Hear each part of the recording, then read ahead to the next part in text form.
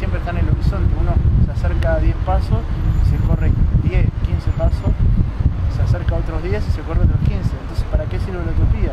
Para eso, para caminar, ¿no? Entonces la utopía sirve para eso, para ir hacia eso. Y bueno, si bien yo sé que es una utopía, pero es lo que me hace caminar, es hacia dónde vamos, hacia dónde queremos ir. Ese es el sueño.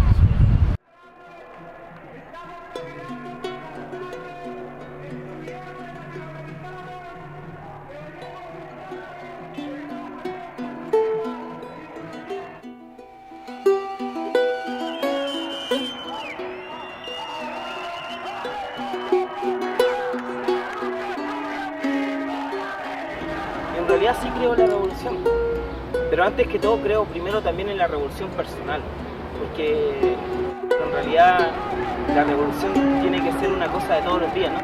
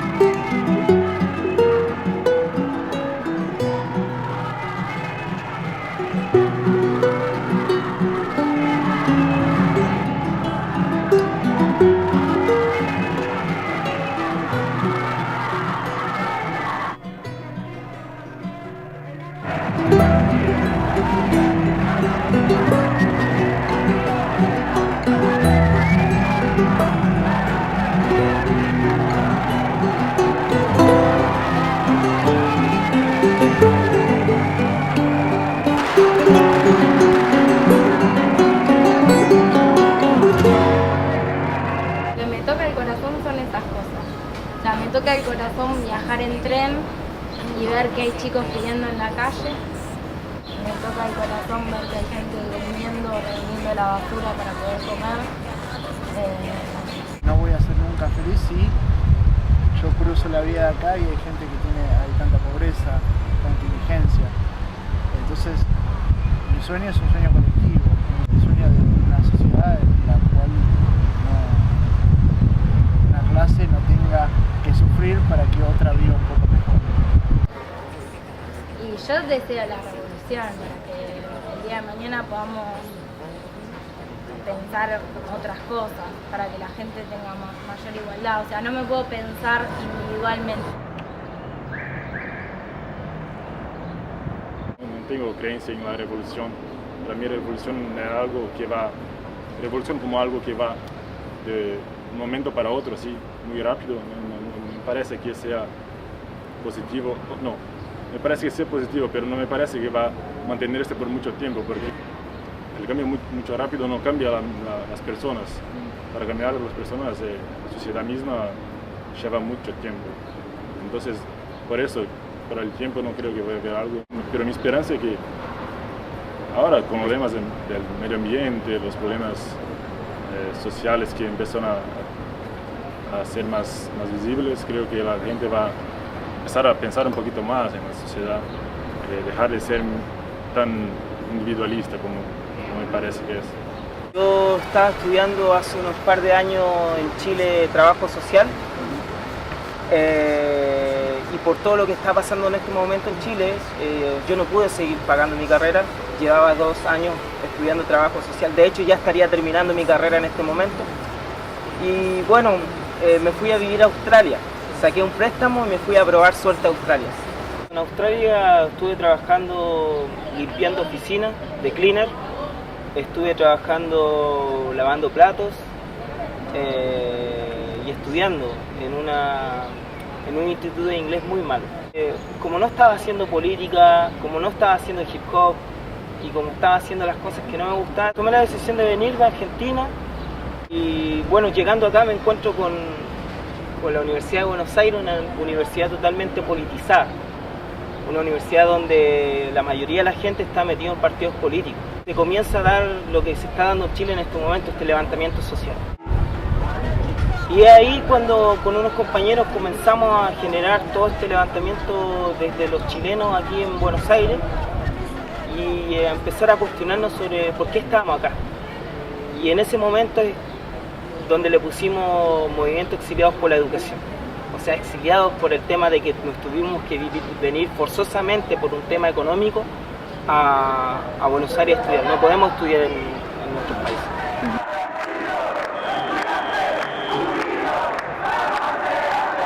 Bueno, este año hubo una movida muy importante acá en el país, a nivel influencia movimientos extranjeros, como lo son la Asamblea de Estudiantes Exiliados Chilenos y ahora en formación la Asamblea de Estudiantes Colombianos.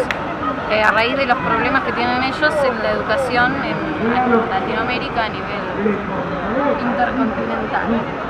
Y acá en Argentina el proceso fue muy grande el año pasado. Entonces es como que ahora nosotros llegamos, o sea, es como que es una ola que se viene expandiendo y nos vamos, digamos, tratando de hacer aportes de nuestra experiencia, lo que nos pasa, y bueno, dar toda la solidaridad a que signifique todo el movimiento. Además, vemos con preocupación cómo en pueblos hermanos, con gobiernos que se autoproclaman progresistas, el sistema educativo se enmarca dentro de las mismas lógicas de mercado que modelan las políticas neoliberales, mercantilizando la educación y alejándola de las realidades y necesidades del pueblo. Todos los estudiantes de Latinoamérica tenemos derecho a estudiar de manera pública, de manera gratuita, y tenemos el deber de salir a luchar por esa educación pública de Latinoamérica. Policiales, y además también reivindicar la lucha que están llevando adelante todos los compañeros del movimiento universitario en Colombia. Compañera Gina, ahora presente. Esta facultad es gratuita, ¿no? Por lo tanto, para que esta facultad funcione, paga tanto el pobre como el rico. Entonces el estudiante se tiene que recibir y tiene que saber que tiene que recompensar, o sea, al ser gratuita, tiene que devolverle a la sociedad algo que la sociedad misma le dio. Entonces, la facultad te tiene que formar para ser comprometido socialmente. Nosotros lo que decimos es justamente eso, que hay que apostar a la unidad del pueblo y que los estudiantes tienen un rol importante allí, que entonces es necesario poder desde el lugar en el que estamos empezar a accionar. Hay que pelear porque eso cambie, porque hoy hay una minoría que la pasa bien a costa de una mayoría que trabaja todos los días, que sale a ganarse la vida, pero de manera que la están explotando todo el tiempo.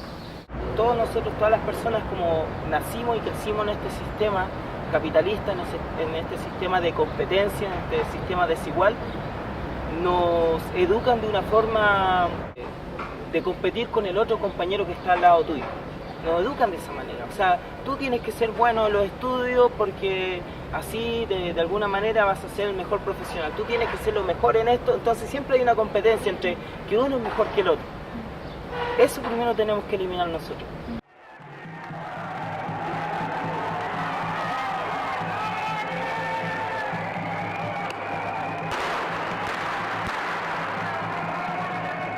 Creo que América Latina ha dado una luz de salida a ese problema, porque lo vivimos 10 años antes. Los jóvenes que se formaron después de esa crisis salían comprometidos con que eso no vuelva a pasar. La idea es no retroceder. Para que Europa pueda aprender algo, yo creo que primero nosotros Tal tenemos cual. que reforzar Que aprender lo que nosotros tuvimos mismos. alguna vez y que se perdió. Tierra, trabajo en comunidad. Todo eso se perdió mucho. Y creo que la base del cambio o la base de fortalecernos nosotros es primero fortalecernos en lo que éramos en un principio. Porque yo estoy viendo en Europa ahora un cambio también, de conciencia también, si se quiere. La juventud está participando más, no se calla, no se aguanta tanto las cosas, las estructuras ortodoxas y conservadoras se replantean. Está bueno eso. En Europa me parece que es dentro de la estructura misma del capitalismo. Quizás en Latinoamérica, por ser país subdesarrollado, país, continente, siempre que fue de donde la de Europa y Estados Unidos se servía, no sé, me parece que puede haber otro tipo de concepción, tal vez. Es la clave, lo que dijiste, la palabra compromiso. consenso social. Ningún político va a resolver las cosas mágicamente, sino que tiene que ser entre todos. Y los jóvenes somos el actor principal, el núcleo, porque somos el futuro y el motor de toda la política. ¿Y hasta dónde es posible, digamos, mantener los ideales, mantener la acción y llevar a cabo todos esos ideales y desligarse de la misma realidad? ¿No? Hay una cosa de cual tienes miedo.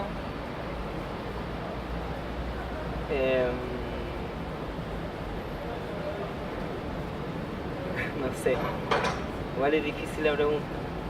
Creo que en este momento tengo miedo a equivocarme. De repente tengo miedo a tomar una decisión que no es bien tomada.